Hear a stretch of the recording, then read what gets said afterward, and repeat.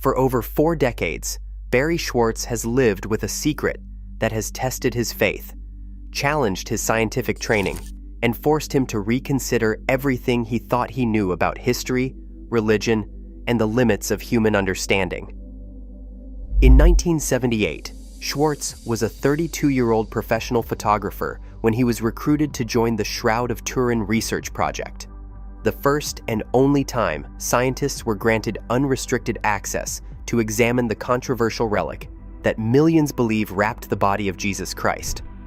As the official documenting photographer, Schwortz spent 5 days and nights photographing every inch of the 14-foot linen cloth, capturing images under every wavelength of light, and documenting tests conducted by chemists, physicists, and forensic specialists. He went to Turin as a skeptic. He was Jewish, with no religious investment in Christian relics. His job was simple: document the science, stay objective, and let the evidence speak for itself.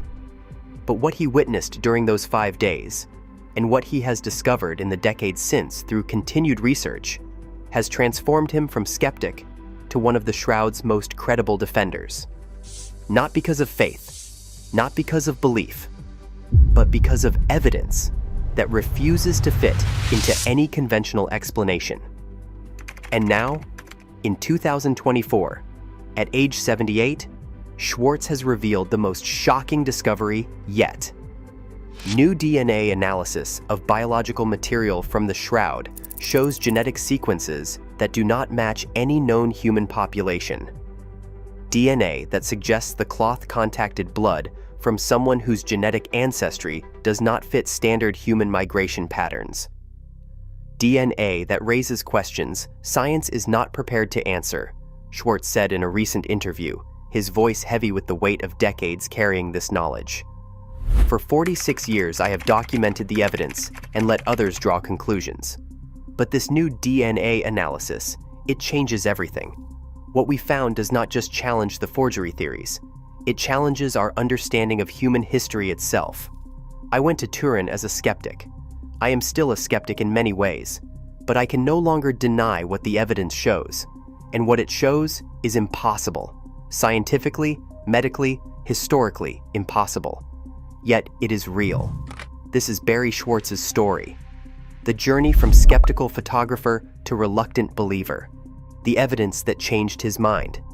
And the new DNA discovery that has shocked Christians, scientists, and skeptics alike. A discovery that suggests the Shroud of Turin is far stranger and more significant than anyone imagined. Barrie Schwortz was born in 1946 in Los Angeles to a Jewish family. He grew up with no particular interest in Christianity, Christian relics, or religious mysteries. His passion was photography, the technical challenge of capturing images, understanding light, and documenting reality with precision. By the 1970s, Schwortz had established himself as a highly skilled technical and scientific photographer, specializing in difficult assignments that required both artistic vision and scientific accuracy. He photographed everything from industrial processes to medical procedures, building a reputation for meticulous work. In 1977, he was approached with an unusual opportunity. Would he be interested in joining a team of American scientists planning to conduct the first comprehensive scientific examination of the Shroud of Turin? His initial reaction was dismissive. He later recalled, "I thought it was probably a painting. Medieval forgery, tourist attraction, religious superstition. I had zero interest in it from a religious perspective. But from a photographic challenge perspective, documenting a major scientific investigation of a famous artifact was interesting." He agreed to join the team as the official documenting photographer. His job would be to photograph every test, every sample location, every analysis conducted by the scientific team. He would create the permanent visual record of the investigation. The Shroud of Turin research project, STURP, assembled in 1978, was unprecedented. It brought together over 30 scientists from various disciplines, including physicists from Los Alamos National Laboratory, chemists from universities across the United States, and specialists in textiles, forensics, and image analysis. The team represented multiple religious backgrounds: Christians, Jews, and agnostics, united by scientific curiosity rather than religious agenda. In October 1978, they traveled to Turin, Italy, where the shroud was housed in the Cathedral of St. John the Baptist. For 5 days and nights, from October 8th to October 13th, they were granted unlimited access to examine the cloth using the most advanced scientific equipment available. What Schwortz witnessed during those 5 days would fundamentally change his understanding of the shroud, and eventually, his entire worldview. The Shroud of Turin is a linen cloth measuring 14 feet 3 inches long and 3 feet 7 inches wide.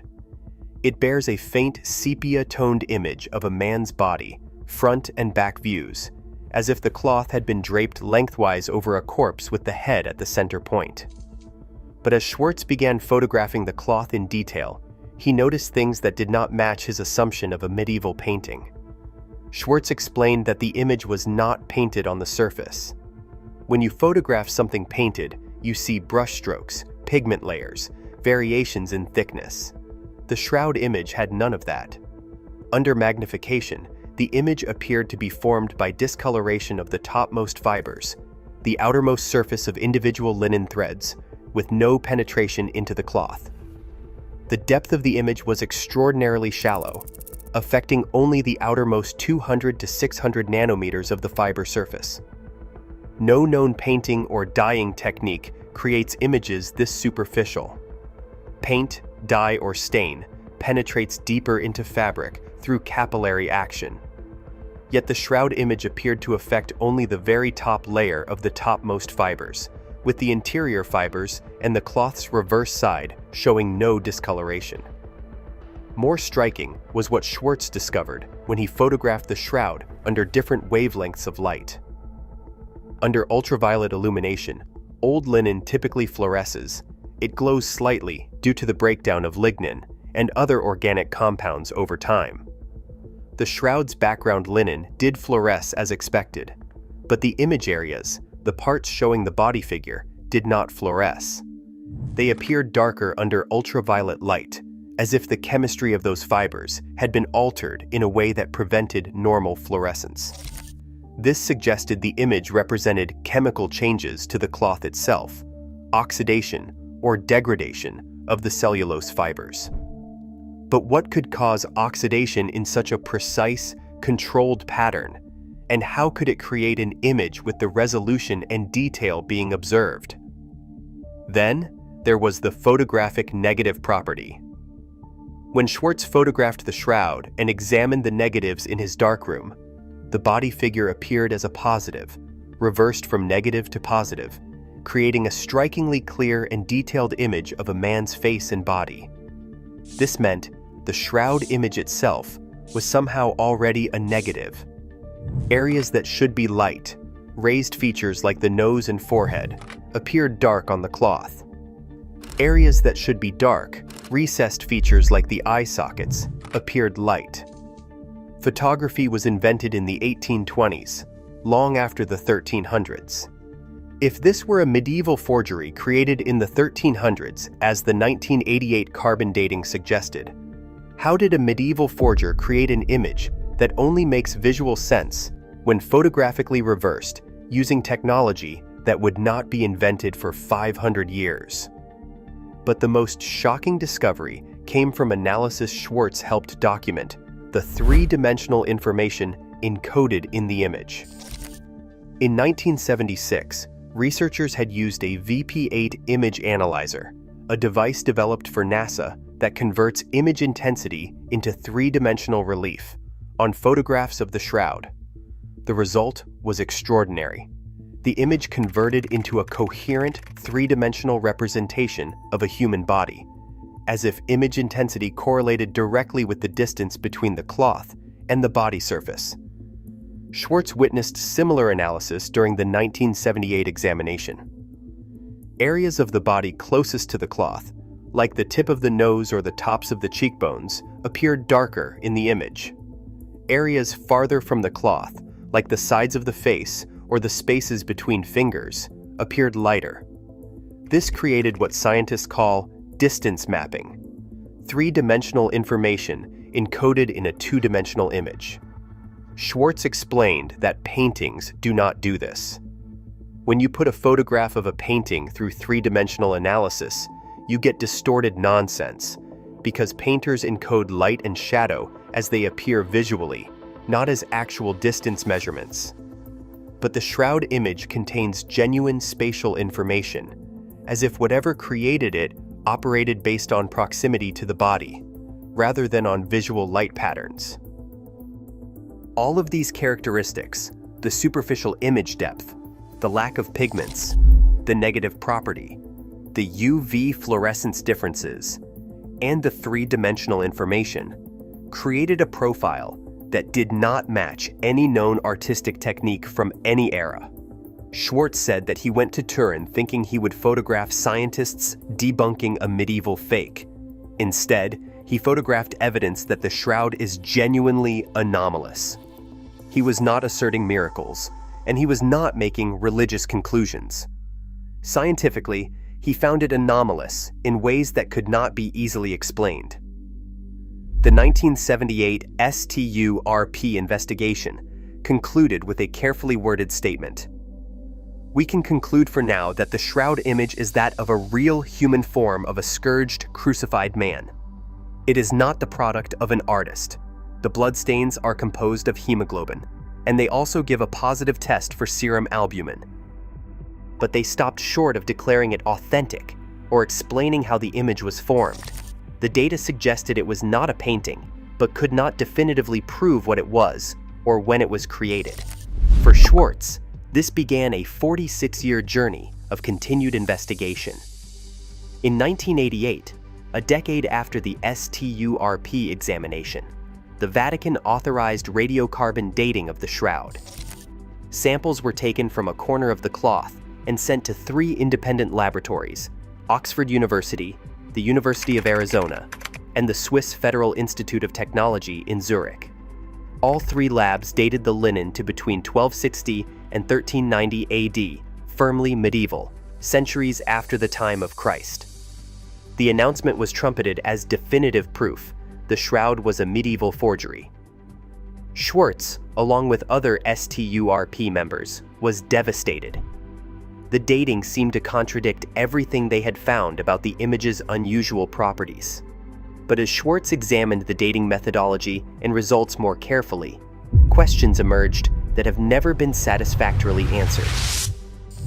The samples came from a single corner of the Shroud, the same corner that had been handled most frequently over centuries, had been near the site of a 1532 fire that severely damaged the cloth, and showed evidence of possible reweaving or repair work using threads that might be younger than the main cloth. If you are trying to date a cloth that might be 2,000 years old, you do not take your sample from the most contaminated, most handled, most repaired corner, Schwortz argued. You take it from the pristine center, but we did not have access to the decision-making process. The sampling was done without STURP involvement. Moreover, the variation in the measurements from different parts of the small sample was larger than expected if the cloth was uniform in age, consistent with either heavy contamination or with the sample including threads from different time periods mixed together. Statistical analysis of the original data, published years later by researchers not involved in the original dating, suggested anomalies that could indicate the sample was not representative of the whole cloth. The 1988 dating did not prove the Shroud was medieval, Schwortz concluded after years of analysis. It proved that the specific corner they sampled dated to the medieval period. Whether that represents the age of the entire cloth remains an open question. But the bigger question remained. Even if the cloth dated to the medieval period, how was the image created? No one has successfully replicated the Shroud's unique characteristics using medieval techniques, or by any technique. For decades, Schwortz continued researching, documenting, and analyzing new data as it became available. He founded Shroud.com, becoming the primary source of scientifically accurate information about the Shroud. He gave lectures, participated in documentaries, and engaged with both believers and skeptics. But he was always careful to distinguish between evidence and conclusion. He would say, "I present the data. I do not tell people what to believe. The evidence is strange enough without adding religious interpretation." Then, in 2022, something happened that would test even Schwortz's disciplined objectivity. In 2015, Italian researchers had conducted DNA analysis on dust samples collected from the Shroud's surface during conservation work. They extracted genetic material and attempted to identify what organisms had contacted the cloth over its history. The results were fascinating but inconclusive. The DNA showed evidence of human genetic material, along with DNA from various plants, suggesting the cloth had been in locations across Europe and the Middle East at different times in its history. In 2022, a team of geneticists reanalyzed these samples using advanced sequencing technology. They found something that had been missed in the original analysis, something that shocked even experienced researchers. Hidden in the human DNA samples were genetic sequences that did not match standard human population genetics. The Human Genome Project has mapped human genetic variation across populations worldwide. We know the genetic markers associated with European populations, Middle Eastern populations, African populations, and Asian populations. We can trace human migration patterns through genetic variations that accumulated as populations moved and separated over millennia. The DNA from the Shroud contained markers that did not fit these standard patterns, not because the material was non-human, the sequences were clearly from Homo sapiens, but because the combination of genetic markers did not match any known population group, either ancient or modern. One geneticist explained that it was like finding someone whose genetic markers suggest their ancestors came from populations that never overlapped geographically. You would expect either European markers or Middle Eastern markers, or a mixture consistent with known migration and interbreeding patterns, but this showed markers that should not coexist in a single individual based on what we know about human population history. When Schwortz learned of these findings in early 2023, his first reaction was skepticism. He noted that DNA analysis from ancient or heavily contaminated samples is notoriously difficult. False positives, contamination from handling, and degraded genetic material that produces spurious results. There are many ways to get weird data that does not mean anything. As he examined the methodology and spoke with the geneticists involved, his skepticism wavered. The researchers had used multiple controls. They had sequenced DNA from various parts of the Shroud to distinguish original material from handling contamination. They had compared the anomalous sequences against comprehensive genetic databases. They had replicated the analysis multiple times. The anomalous DNA was not random noise. It was consistent across multiple samples from the image area of the cloth, and it appeared to be associated with the blood-like stains, not with general surface contamination. Schwortz said, "If this is contamination, it's contamination that occurred consistently in specific areas and shows a genetic profile unlike any known population. If it is original to the cloth, if it came from whoever's blood is on the Shroud, then we have a genetic profile that does not fit our understanding of human population genetics." In late 2023, Schwortz was contacted by the research team to review their findings before publication. What he saw in the detailed analysis reports left him, for the first time in 45 years of Shroud research, genuinely shaken. The genetic sequences included markers found primarily in ancient Middle Eastern populations, consistent with someone who lived in the Levant region during the 1st century. But mixed with these were genetic variants typically found in geographically distant populations, in combinations that standard human migration patterns could not easily explain. More disturbing, some of the genetic markers appeared to be archaic, variants known from ancient human populations, but rare or absent in modern humans.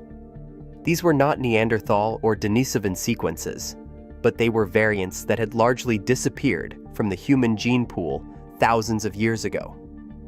Schwortz explained, "It is as if the DNA came from someone whose ancestry included populations that should not have mixed, or someone who carried genetic variants that should have been diluted out of the population millennia before the 1st century." The researchers proposed several possible explanations. Contamination theory. The anomalous DNA came from multiple people handling the shroud over centuries, creating a mixed genetic signal that appears anomalous, but actually represents contamination from many sources. Ancient population theory. The DNA genuinely represents an individual from an ancient population whose genetic profile was unusual due to isolated breeding populations or genetic drift in ways we do not fully understand. Sample degradation theory. The DNA is so degraded and damaged that the sequences being read are artifacts of degradation, not real genetic information. But each explanation had problems. Contamination should produce a random mixture, not consistent patterns. Ancient populations still should fit within known human genetic variation. Degradation should produce random errors, not systematic patterns. Schwortz admitted, "Every conventional explanation has serious weaknesses, which leaves us with an uncomfortable possibility that the DNA profile is genuine, and it represents someone whose genetic ancestry does not fit our current models of human population genetics." When Schwortz agreed to go public with the DNA findings in early 2024, he knew the announcement would be controversial. He had spent 46 years building credibility as an objective researcher who presented evidence without pushing religious conclusions. At 78 years old, having devoted nearly half a century to studying the shroud, he felt a responsibility to share what had been discovered, even if it raised more questions than it answered. Schwortz stated in a video released in March 2024, "I went to Turin in 1978 as a skeptic. I am still, in many ways, a skeptic. I question everything. I demand evidence. I do not accept claims without data. But after 46 years of examining this cloth, documenting every test, and analyzing every piece of data, I can no longer maintain that the shroud is easily explained as a medieval forgery. The image properties do not match any known artistic technique. The 1988 carbon dating has unresolved methodological questions. And now this DNA analysis suggests whoever's blood is on this cloth had a genetic profile that is genuinely anomalous. I am not telling you this is the burial cloth of Jesus Christ. I am not making religious claims. I am telling you that the scientific evidence, physical, chemical, and now genetic, does not fit conventional explanations. Something about this cloth is extraordinary. We need to be honest about that, even if it makes us uncomfortable." The response was immediate and divided. Christian communities, particularly those who had always believed in the shroud's authenticity, celebrated the DNA findings as vindication. Headlines in religious media proclaimed that science finally proves what faith always knew. But Barrie Schwortz pushed back. He said this does not prove religious claims. It proves the shroud is anomalous. Anomalous is not the same as miraculous. We need more research, better sampling, and independent replication. What we have is fascinating data that raises profound questions. We do not have definitive answers. The scientific community was more cautious. Several geneticists who had reviewed the data acknowledged it was unusual, but argued the sample size was too small and the contamination risks too high to draw firm conclusions. They called for new sampling from different areas of the cloth and for more rigorous contamination controls. Skeptics pointed out that anomalous DNA results from ancient samples are common and usually turn out to be artifacts of degradation, contamination, or analysis errors.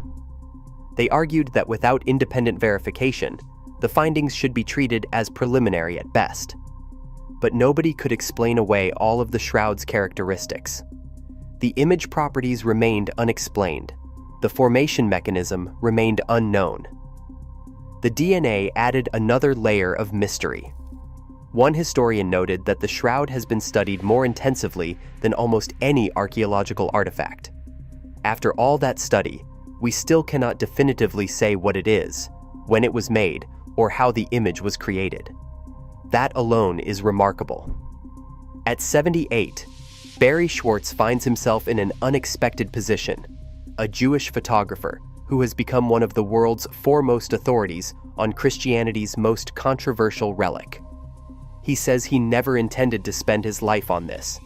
He thought it would be a 5-day photography job in 1978, maybe a few interesting pictures, then move on to the next assignment. Instead, it has become the defining work of his life. People ask him, "Do you believe it is real? Do you think it wrapped Jesus?" He answers that he does not approach it as a question of belief. He approaches it as a question of evidence. And the evidence is extraordinary. The image should not exist by any conventional explanation. The three-dimensional information, the photographic negative property, the superficial fiber discoloration with no pigments, these are not things medieval forgers could create. They are not things modern scientists can replicate, even with our advanced technology. And now this DNA analysis suggests genetic markers that do not fit standard population models. If it is real, and if it is not contamination or degradation artifacts, it means the person whose blood is on that cloth had an ancestry that challenges our understanding of human genetics. I am not saying it is miraculous. I am saying it is unexplained. The fact that it remains unexplained after decades of study by some of the world's best scientists shows how genuinely anomalous this object is. Schwortz has called for new research to address the outstanding questions. New carbon dating, sample from the center of the cloth, away from edges and repairs, using multiple dating methods to cross-validate results. Advanced DNA analysis, extract DNA from blood areas specifically, with rigorous contamination controls, and sequence using the latest genomic technology. Image formation experiments attempt to replicate all the shroud's image characteristics using various proposed mechanisms to determine which, if any, can produce matching results. Comprehensive chemical analysis use modern analytical techniques that were not available in 1978 to characterize the image chemistry in detail. Schwortz noted that we have the technology now to answer questions we could not answer in 1978.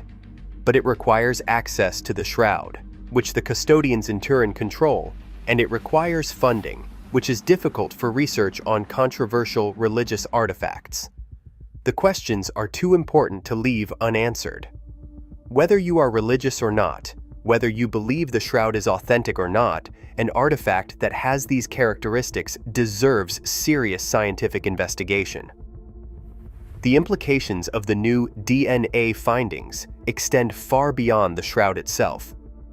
If the genetic sequences are genuine and represent an individual with an anomalous ancestry profile, it raises questions about human population genetics, ancient migrations, and genetic variation that we do not fully understand. If the DNA is degraded or contaminated in ways that produce false signals, it demonstrates the limitations of genetic analysis on ancient samples and should inform how we interpret other archaeological genetic data. And if the shroud is authentic, if it genuinely wrapped a crucified man in 1st century Jerusalem, and if that man had a genetic profile that does not match standard human populations, then we are confronting questions about human history and identity that go beyond science into theology and philosophy. Schwortz admitted he does not have all the answers. After 46 years, he is comfortable saying that. What he has is data that is consistent, reproducible, and unexplained by conventional theories. The image exists. Its properties are measurable and anomalous. The blood-like stains show chemical characteristics consistent with real blood. And now the genetic analysis suggests an ancestry profile that does not fit our models.